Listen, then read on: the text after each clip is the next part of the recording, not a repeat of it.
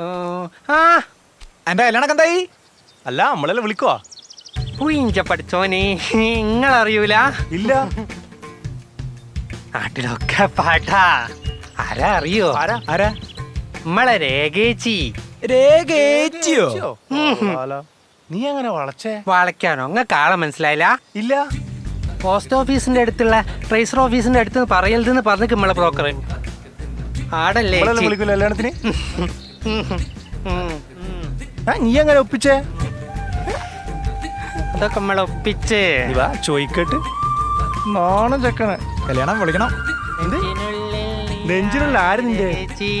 രേഖേച്ചിയോ? നീ എങ്ങനെ ഒപ്പിച്ചേ? രേഖേച്ചി തന്ന. നീ ഇങ്ങനെ നടന്നോ?